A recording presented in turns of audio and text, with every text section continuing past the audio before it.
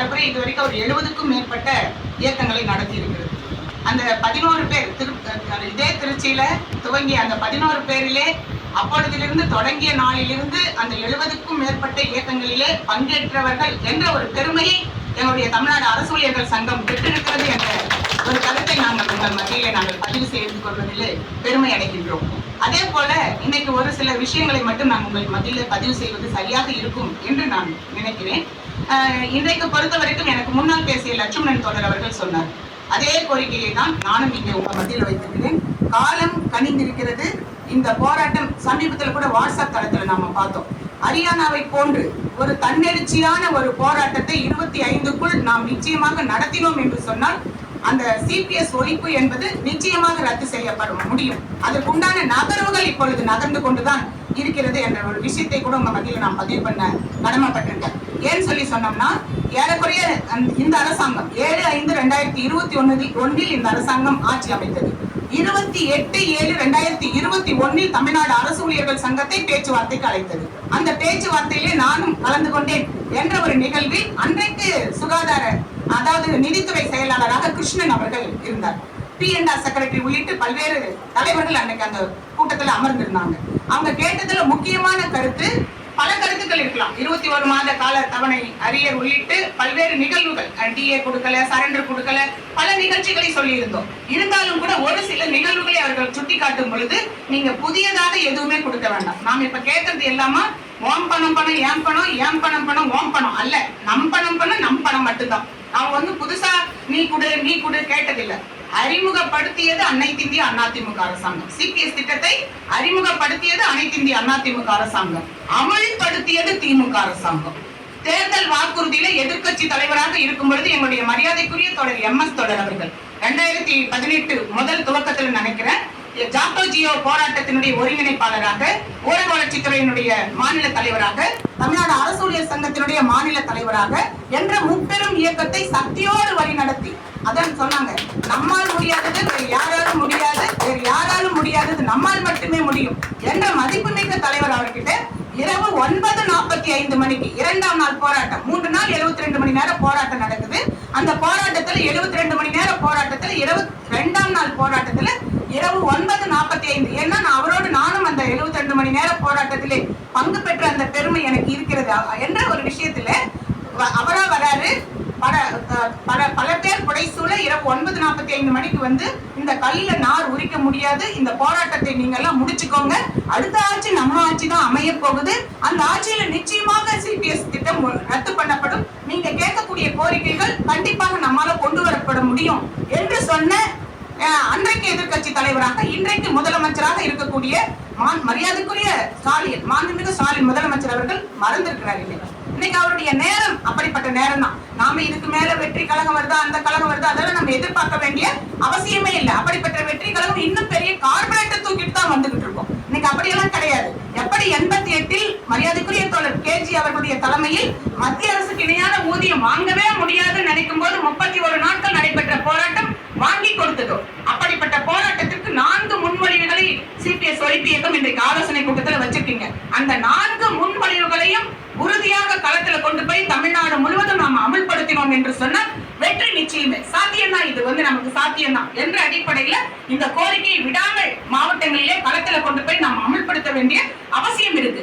27/8/2021 அவர்கள் கேட்ட அந்த மெட்டீரியல்ஸ், சாயி கண்ணன் தோழர் அன்றைக்கு எங்களுடைய மாநில துணைத் தலைவராக இருந்தார், அவ்வளவு மெட்டீரியல்ஸ் 27/8/2021 பேச்சுவார்த்தை நடக்குது. சிபிஎஸ் ஒழிப்புக்கு உண்டான அத்துணை மெட்டீரியல்ஸும் கொண்டு வந்து கொடுப்பதற்கு 3/9/2021 அரசாங்கம் திட்டமிட்டு எங்களுக்கு கொடுக்குறாங்க. அப்படிப்பட்ட நாளிலே கொண்டு போய் அனைத்து மெட்டீரியல்ஸும் நாங்க வந்து கொடுக்குறோம். புதுசா யாரும் ஒரு ஆணியும் புடுங்க வேண்டாம், எந்த கவர்மெண்ட்டும் புடுங்க வேண்டாம். அதனால அப்படிப்பட்ட மெட்டீரியல்ஸ் ஏற்கனவே உங்களுக்கு நாங்கள் கொடுத்திருக்கின்றோம். மாறாக 5/1/2024 இந்த ஆண்டின் துவக்கத்தில் தமிழ்நாடு அரசு ஊழியர்கள் சங்கம் மிகப்பெரிய ஒரு போராட்டத்தை சென்னையில் நடத்தினோம். ஏறக்குறைய 3000க்கும் மேற்பட்ட ஊழியர்களை கொண்டு மிகப்பெரிய ஒரு போராட்டத்தை நடத்தினோம். இன்றைக்கு இருக்கக்கூடிய அதே ஃபைனான்ஸ் செக்ரட்டரி உதயச்சந்திரன் சார் அவர்கள் பேச்சுவார்த்தைக்கு எங்களை அழைச்சாங்க. நாங்க கூட கேட்டோம், பேரணி நடத்தும் போதெல்லாம் பேச்சுவார்த்தைக்கு கூப்பிட மாட்டீங்களே, உண்ணாவிரதம் என்று நடத்தினால் ஏதோ ஒரு போராட்டம் அப்படி நடத்தினால் தானே கூப்பிடுவீங்க, பேரணிக்கு கூப்பிட மாட்டீங்களேன்னு சொல்லும் போது பேச்சுவார்த்தைக்கு அழைத்து சென்றார்கள். மரியாதைக்குரிய ஃபைனான்ஸ் செக்ரட்டரி உதயச்சந்திரன் சார் அவர்கள் நாங்கள் தெளிவாக இன்னைக்கு நிதி சார்ந்த கோரிக்கைகள், நிதி சாராத கோரிக்கைகள். சிபிஎஸ் திட்டத்தை ரத்து செய்யணும் அப்படின்னு சொல்லி சொன்னா ஒரு அனா பைசா உங்களுக்கு செலவு கிடையாது. 72,000 கோடி மக்கள் நல திட்டத்துக்கு நீங்கள் எடுத்து செலவு செய்து கொள்ளுங்கள். நீங்க இப்பவே கொடுக்கணும்னு கூட அவசியம் கிடையாது. ஒரு கட் ஆஃப் டேட் நீங்கள் எங்களுக்கு சொல்லுங்க. எங்களுடைய ஊழியர்கள் 20 ஆண்டு காலம் 20வது பர்த்டேவை கொண்டாடிட்டோமா சிபிஎஸ்க்கு? அந்த அப்படிப்பட்ட இயக்கத்தை அப்படி கொண்டாடிட்டோம். எங்களுக்கு இதுக்கு மேல ஒரு 6 மாசமோ 1 வருஷமோ காத்திருக்கிறது எங்களுக்கு ஒன்றும் பிரச்சனை ஒன்றும் கிடையாது. ஆனால் இறந்து போன 7,000 குடும்பங்களுடைய நிலைமை உடனடியாக சரி செய்யுங்கள். பிஆர்லயோ அல்லது ரிட்டையர்மெண்ட் ஆகி போன 35,000 பேருடைய ஊழியர்களுடைய நலனை நீங்கள் பாருங்க. மற்ற இருக்கக்கூடிய ஊழியர்களுக்கு ஜிபிஎஃப் ஆக்கிட்டீங்கன்னு சொல்லிங்க. உங்க அப்பா, அதாவது இன்னைக்கு இருக்கக்கூடிய முதல்வருடைய அப்பா அன்னைக்கு ஊதிய மாற்றம் என்று அறிவிக்கும் பொழுது அந்த அரியர் தொகையெல்லாம் ஜிபிஎஃப்ல போட்டு ஆண்டுக்கு ஒரு முறை நாங்க பிட்டு பிட்டா வாங்கின வரலாறு எல்லாம் நமக்கு உண்டு. அப்படிப்பட்ட ஏற்பாடுகளை நீங்கள் செய்யணும் என்று சொல்லும் போது முதல்வர் அவர்களுக்கு தெளிவாக சொல்கிறேன் என்று சொன்னார். அதனாலதான் நாங்க சொல்றோம், புதுசா நீங்க எதுவுமே பண்ணாதீங்க.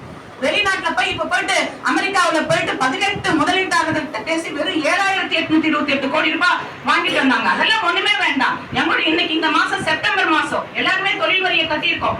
ஏறக்குறைய அரசாங்கத்திற்கு 14,000 கோடி ரூபாய் 6 மாசத்துக்கு ஒரு முறை, ஒரு வருஷத்துக்கு எவ்வளவு பணம் வருதுன்னு கால்குலேட் பண்ணி பாருங்க. இன்கம் டாக்ஸ் எவ்வளவு கொடுக்குறோம், எவ்வளவு வருதுன்னு நீங்க கால்குலேட் பண்ணி பாருங்க. ஒரு 20 நாட்களுக்கு மேலாக நீங்க அமெரிக்காவுல போய் ஒரு 18 முதலீட்டாளர்கள் கிட்ட போயிட்டு வெறும் 7,828 கோடி ரூபாய்க்கு அரசாங்கத்தினுடைய பணத்தை எவ்வளவு பணம் நீங்க செலவு பண்ணிருக்கீங்கன்னு பாருங்க. அவர் போறது சொந்த பணம் கிடையாது. அவ்வளவு செலவும் சொந்த பணம் கிடையாது, நம்முடைய பணம். இன்னைக்கு டிஏவுக்கு காசு இல்லைன்னு சொல்றாங்க, சரண்டருக்கு காசு இல்லைன்னு சொல்றாங்க. வருஷத்துல 365 நாட்கள் எத்தனை ஊழியர்களை இழந்திருக்கோம். சமீபமா போன வாரத்துல வேளாண்மை துறையில ஒரு அலுவலர் சனி ஞாயிறுல வேலை செய்யணுன்ற காரணத்தினால அலுவலகத்திலேயே தூக்கு போட்டு இறந்த வரலாறை நாங்க வாட்ஸ்அப் தளத்துல பார்த்தோம். என்ன பண்ணிட்டாங்க இந்த அரசாங்கம்? யாரும் ஒண்ணும் பெரிய ஒரு விஷயத்தை ஒண்ணும் வெளியில கொண்டு வர இல்ல. இன்னைக்கு அரசாங்கம் அப்படிப்பட்ட ஒரு சூழ்நிலையில போகுது. இன்னைக்கு அரசாங்கத்திற்கு நெருக்கடி என்பது முற்றிக்கொண்டு இருக்கிறது. இன்னைக்கு திருமாவளவன் அவர்கள் ஏன் நமக்கு அரசியல் பேசக்கூடாதுன்னு ஒண்ணும் கிடையாது. இன்னைக்கு திருமாவளவன் அவர்கள் மதுவிலக்கு அமல் மாநாடு நடத்துறாரு. இன்னைக்கு எல்லாரையும் அழைப்பதில்ல, அவங்களுக்குள்ள பிரச்சனை இருக்கு. அவங்களை கூப்பிடக்கூடாது, இவர் பக்கம் போயிடுவாரா, அவர் பக்கம் போயிடுவாரா என்று சொல்லிட்டு நாங்கள் தெளிவாக கணக்கிட்டு தான் வைத்திருக்கின்றோம். இன்றைக்கு உங்களுடன் கூட்டணியில் இருந்த அனைத்து உங்களுடைய கூட்டணியில் இருக்கக்கூடிய அனைத்து கட்சிகளுக்கும் தேர்தல் காலம் முடிந்து விட்டது. இன்னைக்கு அவங்க அடுத்ததுல யார்கிட்ட போய் சீட்டு பஞ்சாயத்து பண்ற காலம் வந்துருச்சு. காங்கிரஸ்ல செல்வ பெருந்தகை சொல்றாரு, நாங்க இன்னைக்கு தேவை என்றால் தனித்து போட்டிடுவோம், தேவை ஏற்படக்கூடிய பட்சத்துல யாரை வேண்டுமானாலும் அழைத்து எங்களோடு யார் இருக்கிறார்களோ என்று நாங்கள் பேசுவோம் என்ற அளவுக்கு இன்னைக்கு உங்களோடு கூட்டணியில் இருக்கக்கூடிய கட்சிகள் உங்களை ஒதுக்கிவிடக்கூடிய சூழல் என்பது இருக்கிறது. உங்களுடைய ஒரே ஒரு ஆசை, உங்களுடைய மகனை உதயநிதி ஸ்டாலினை துணை முதல்வர் ஆக்கிடுவோம். 2 வருஷமா இதையே சொல்லிக்கிட்டு இருக்கீங்க. நீங்கள் மன்னர், நாங்கள் மக்கள், நீங்க என்ன வேணா செய்யலாம். ஏன்னா உங்ககிட்ட அவ்வளவு பணம் உங்ககிட்ட இருக்கு, நாங்க மறுக்கல. ஆனால் எங்களுடைய ஒரே ஒரு கோரிக்கை, நீங்க முதலமைச்சர் ஆகுங்க, துணை முதலமைச்சர் ஆகுங்க, என்னவோ ஒண்ணு ஆகுங்க. நாங்க அதுக்குள்ள வரவே இல்லை. ஆனால் எங்களிடம் பிடிக்கப்பட்ட பணம் PFRDOக்கு இன்ன வரைக்கும் போகல. PFRDO உறுப்பினர் கிடையாது.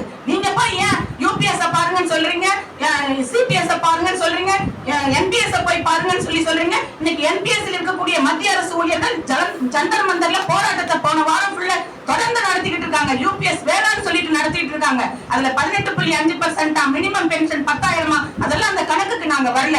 ஆனால் மிகப்பெரிய போராட்டம் என்பது மத்திய அரசு ஊழியர் அரங்கத்துல இருந்துகிட்டு இருக்கு.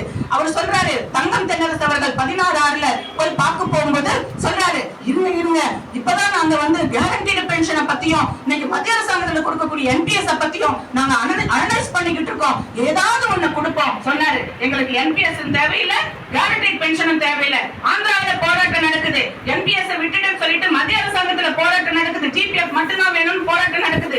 யாரை கேட்டு நீங்க முடிவு பண்றீங்க? இன்னைக்கு இதெல்லாம் மறுப்பதற்காக இன்றைக்கு சொல்றாங்க, திருப்பதி லட்டுல விலங்குகளுடைய உறுப்பு இன்னைக்கு கலந்து போச்சு அப்படின்னு சொல்றாங்க. புரட்டாசி மாசம் யாராவது ஒரு லட்டை வாங்குவாங்களா? யோசிச்சு பாருங்க. இன்னைக்கு இப்படிப்பட்ட விஷயங்களை மடைமாற்றம் பண்றாங்க. அப்புறமா விஷயம் என்னன்னு பார்த்தோம், வாட்ஸ்அப் தளத்துல வந்துருச்சு. இன்னைக்கு இந்த பணம் எல்லாம் எங்கடா போச்சு அப்படின்னு சொல்லி பார்த்தா, ஏன் இவங்க என்பிஎஸ் இருந்து யூபிஎஸ்க்கு வராங்க, இவங்க ஏன் சிபிஎஸ்ல இருந்து கலந்து ஆலோசனை பண்றோம் இவங்க சொல்றாங்கன்ற ஒரு கருத்துக்கு நாங்க வரும்போது அதுக்கும் ஒரு விடை கிடைச்சது. என்னன்னு சொல்லி பார்த்தா, பிரிட்டன்ல சுவிஸ் வங்கியினுடைய ஆட்சி மாற்றம் மாறி போன உடனே அவன் கருப்பு பணத்தை பூரா வெளியே பட்டியல் போட்டுட்டான். வெறும் 11 பேர்கிட்ட எவ்வளவுங்க எனக்கு கணக்கு தெரியல, எத்தனை சைபர்னு தெரியல, 358 லட்சம் கோடியே 659,796. அதுக்கு மேல நிறைய சைபர், அது எத்தனை மில்லியனா ட்ரில்லியனா எனக்கு தெரியாது.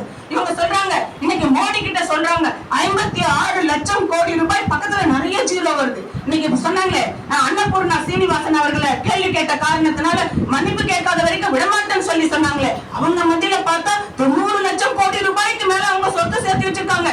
கேட்டா நான் வெங்காயம் சாப்பிட மாட்டேன், பூண்டு சாப்பிட மாட்டேன், எனக்கு எந்த வரையும் தெரியாது அப்படின்லாம் சொல்றாங்க. ஆனால் என்னுடைய சிபிஎஸ்இல் பணிபுரியக்கூடிய ஊழியர்களுக்கு பணி ஓய்வு பெற்ற பிறகு வெங்காயம் வேணும், பூண்டு வேணும், குறைந்தபட்சம் என்னுடைய தோழர்கள் பேரன் பேத்திகளுக்கு வாங்கிட்டு போக ஸ்நாக்ஸுக்காக அந்த பணம் வேணும். இதெல்லாம் சொல்லிட்டா இந்த பணத்தை மறைப்பதற்காக இன்னைக்கு நீங்க யூபிஎஸ் புதுசா கண்டுபிடிச்சு எல்லாத்தையும் மறந்து இன்னைக்கு அதுல போய் இன்னைக்கு எல்லாம் தொடர்ந்து அங்க போய் நிக்கணும்னு சொல்லிட்டு மறக்கணும்னு சொல்லிட்டு அப்படி ஒரு கருத்தை சொல்றீங்க. இன்னைக்கு உங்க கூட்டணி கட்சியில் இருக்கக்கூடிய பிரச்சனைகளை மறைப்பதற்காக 72,000 கோடியை மக்கள் நல திட்டத்திற்கு எடுத்து செலவு செஞ்சுக்கோங்கன்னு நாங்க தைரியமா சொல்றோம். ஏன் 13/2/2024 இந்த ஆண்டு 3 அமைச்சர்களோட பேச்சுவார்த்தைக்கு போனோம். அரசு அலுவலர் மற்றும் ஆசிரியர்கள் கூட்டமைப்போட பேச்சுவார்த்தைக்கு போனோம். யாரும் உட்கார்ந்தாங்க? அன்பில் மகேஷ், முத்துசாமி, ஏவா வேலு உள்ளிட்ட 3 அமைச்சர்கள் உட்கார்ந்தாங்க. 3 அமைச்சர்கள் கிட்ட நடைபெற்ற பேச்சுவார்த்தையில எல்லா கோரிக்கையும் பேசும்போது சொன்ன, இப்ப நம்மள எல்லாம் முன்னாள் சலுகைகள் மறக்க விட்டுட்டாங்க. 21 மாசம் 26வது வருஷம் எலெக்ஷன் பத்தி மட்டும் தான் பேசிக்கிட்டு இருக்கோம். ஒரு பே கமிஷன் அமையணும் நமக்கு.